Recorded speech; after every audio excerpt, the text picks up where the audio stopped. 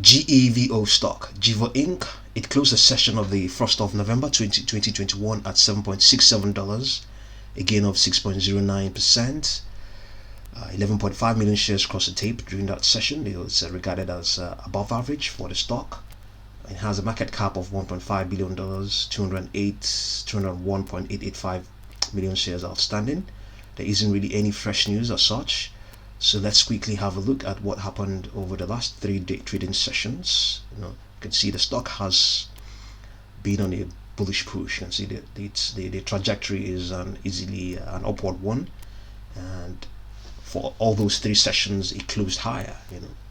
So all of those are very strong bullish signals, and the only time it closed, the only time it traded or printed figures below its moving average was only on the 29th, and it didn't close below that. It closed above that 50-day moving average.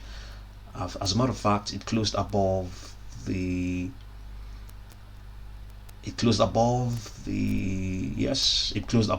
all of its moving averages. Okay, no, it's just closed, just rested on its 20-day moving average for the 29th, and for the rest of the session, the next session, the 1st of November, it was an upward push. So what we have here, we can see unbalanced volume indicator for this 3-day chart is also, the slope of the indicator is definitely positive. You can see that's positive, in the positive territory. Okay, momentum, okay, it's slightly waning there. The MACD histogram is below 0. You can see on this 3-day chart it's on a downward trend. Momentum is waning. The fast line of this oscillator is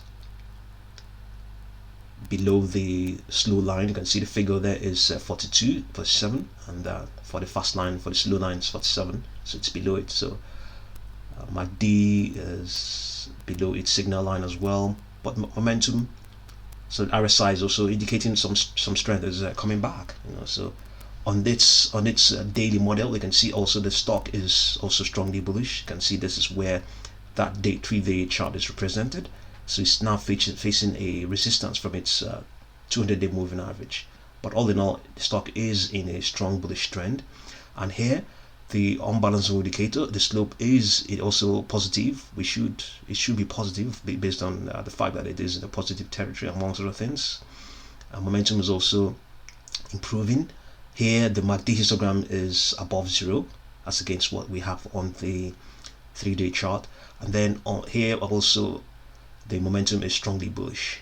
The fast line is ahead of its slow line, so things are pretty much positive on this daily model. So the stock appears to be in an uptrend. Its 200-day moving average is rising. The MACD is above 0. MACD histogram is above 0. It's also outperforming the S&P 500. Momentum for Gevo is strongly bullish. The 14-period slow stochastic oscillator is rising as investors pay higher prices for the shares of Gevo stock.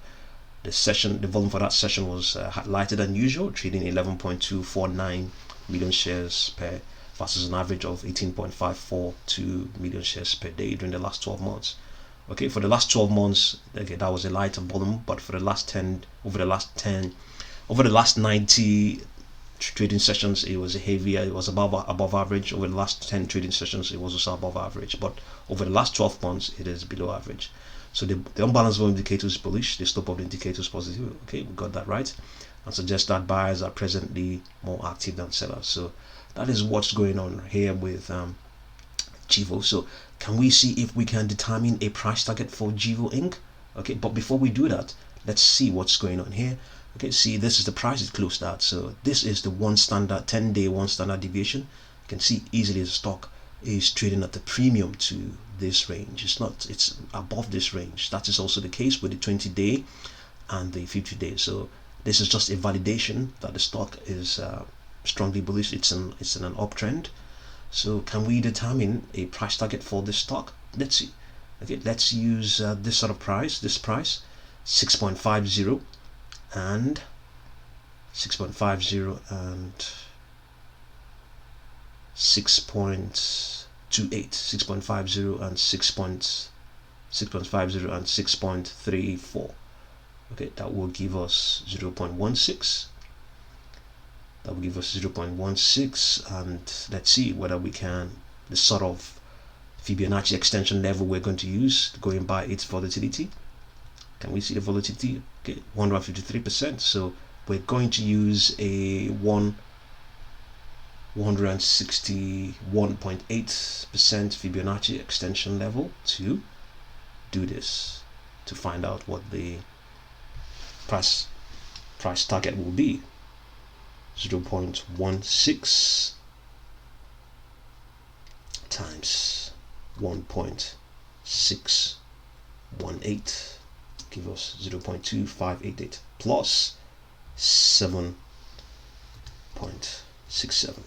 So we have a price target of $7.9288. That's our price target.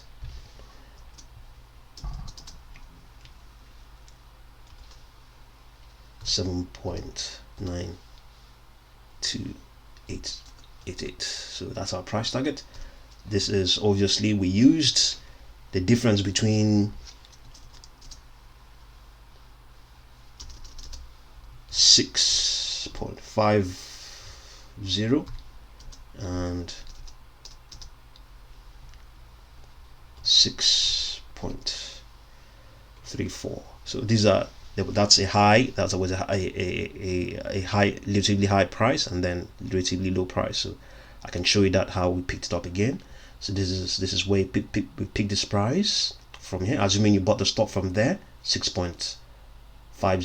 Okay, maybe yeah, okay, let's assume it's 6.50. Yeah, from there, even though it's indicating 6.81, and then the stock fell to 6.31 here, and then you determine the difference between the two prices, and then you can determine the price target based on the various Fibonacci extension levels, but we just chose 1.618 because volatility is not so high. If it were in higher figures, we would have probably used maybe 261.8 or even higher. So that's how we determine that price target. And let's quickly have a look at the options and see what's going on there. You can see for this November 19 series, what we have here, the most popular is a $10 price, $10 strike, and the $10 strike. It also has 15,000, okay, 15,575 open interest, but the 750 strike has more open interest. So let's quickly have a look and see the sort of Greeks we have there, the sort of gamma we have there for those two prices. Okay, so the gamma, the delta is 0.183, so not so much. So it's not posing so much of a risk to market makers as it concerns gamma hedgings. But this is also growing as well. We saw that the interest there, the open interest, is still quite a big one, about 16,000, relatively big. So this, you have to multiply this by 100, you get 58.5, and then you multiply that 58.5 by 16,401.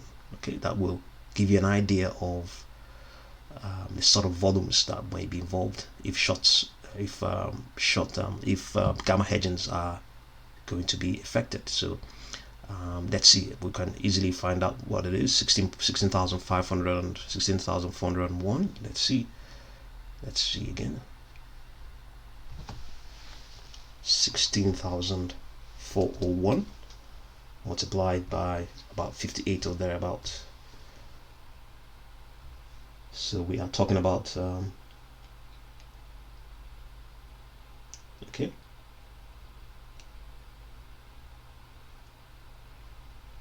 951,258. Okay, so that's the sort of volumes that will be